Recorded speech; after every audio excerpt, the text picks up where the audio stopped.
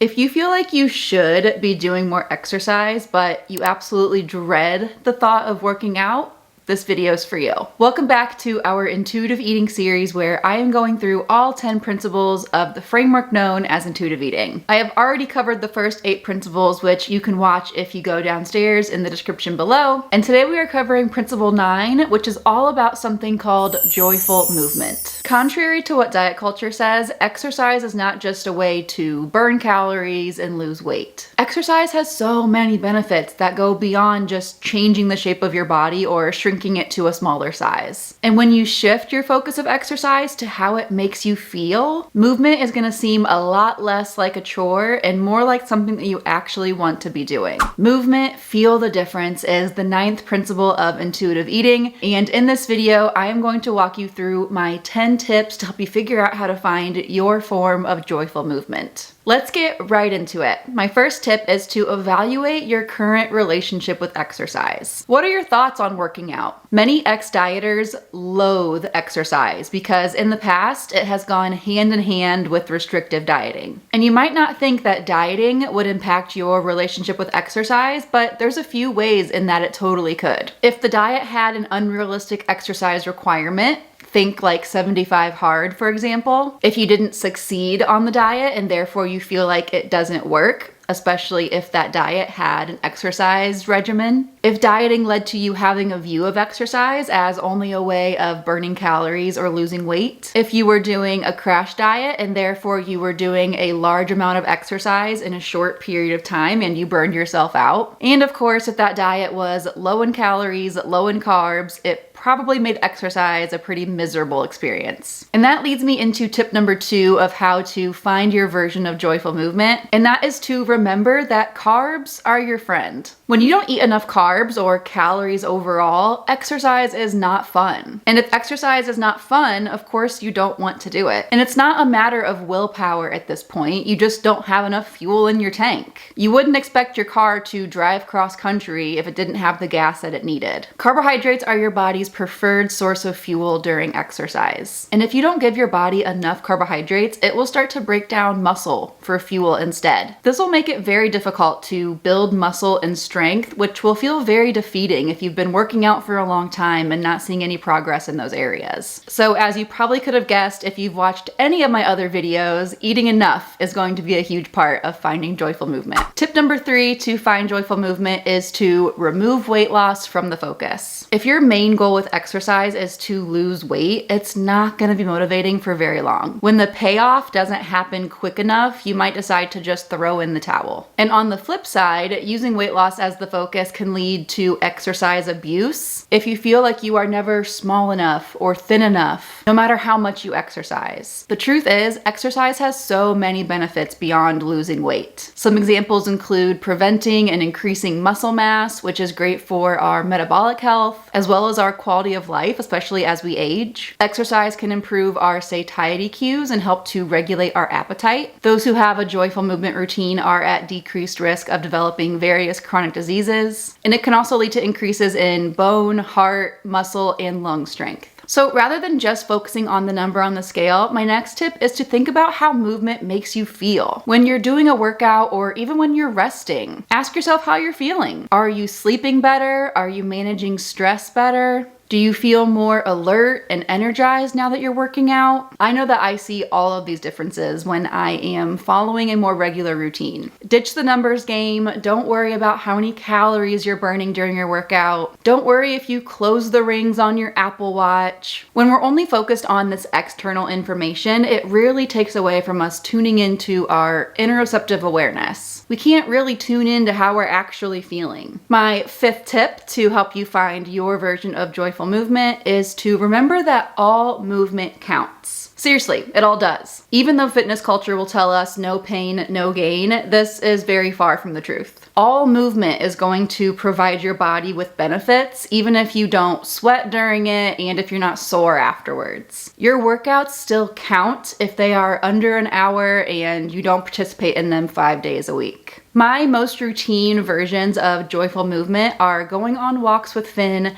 and I also like to lift weights at home in my garage. When we go for these walks, they are usually an hour or less, and my weightlifting sessions are anywhere from 20 to 40 minutes. This is very different than the old version of me who would easily spend 2 hours in the gym every single day. And what's funny is I actually think that I am much healthier now than I was then. More is not always better. Speaking of all movement being beneficial, my next tip is to build movement into your daily routine. While doing scheduled intentional workouts can be great, increasing our routine activity will help us to reap these benefits of physical activity. Park your car farther away, take the stairs instead of the elevator if you're able to. Walk your dog, ride your bike. Even if these aren't intentional workouts, you are still going to get benefits from them. As you begin to incorporate movement into your daily routine, it will be important to come prepared. Bring your walking shoes to the office or when traveling. Choose hotels that have exercise facilities. You could even pack light equipment like exercise bands or a jump rope. Tip 7 to finding joyful movement is to be comfortable. Exercise is way less fun when we're wearing clothes that don't quite fit us or if we aren't dressed appropriately for the weather. It is January in the Midwest as I'm recording this right now, so it's pretty chilly,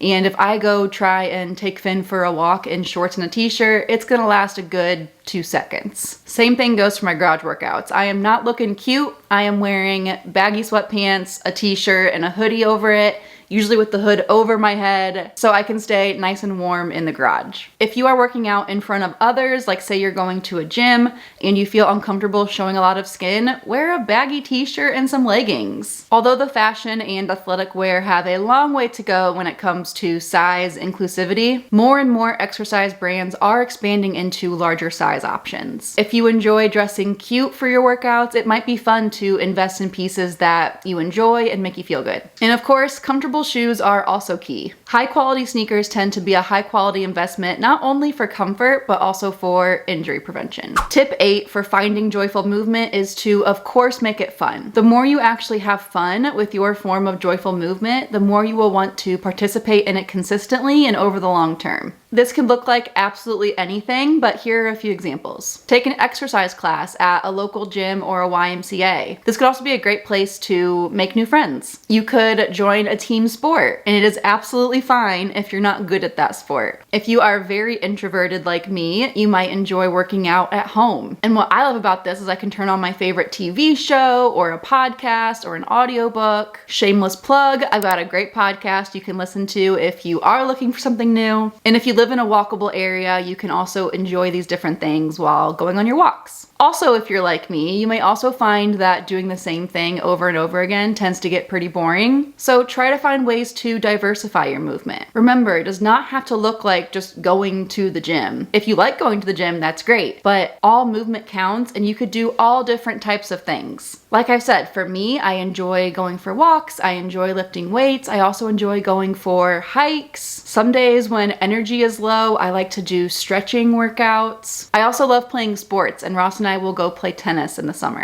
Tip number 9 for doing more joyful movement is to make it a priority. Everyone seems to agree that exercise is good for us, but so many of us don't make enough time for it. Now, making movement a priority is not the same thing as setting rigid rules. Remember, anything counts and rest needs to be prioritized too. If it's in your budget, many people find hiring a personal trainer really beneficial. That accountability to another person can make it really, really helpful to stick to whatever your routine is. This could also look like having a workout buddy. And my final tip, tip number 10, is to remember that rest is productive. In fact, rest is just as important as exercise. Yes, you heard that correctly. Many fear that once they stop exercising, they won't have that motivation to restart again. This is very common all or nothing thinking that is seen in chronic dieters. We see the same thing with food, right? We feel like if we give in and eat something unhealthy, we're not going to be able to stop. But this time is different.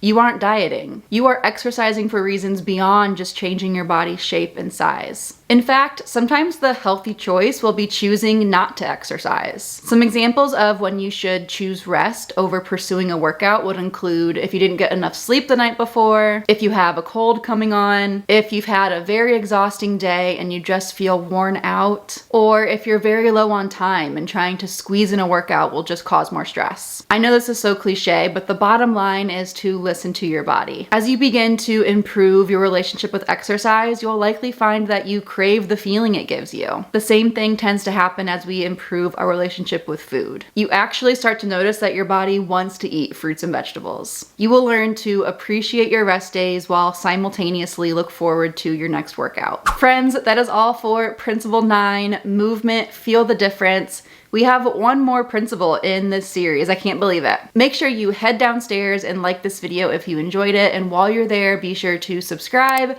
so that way you are in the know when I post part 10 of this series. Thanks again for tuning in, and I will see you next time.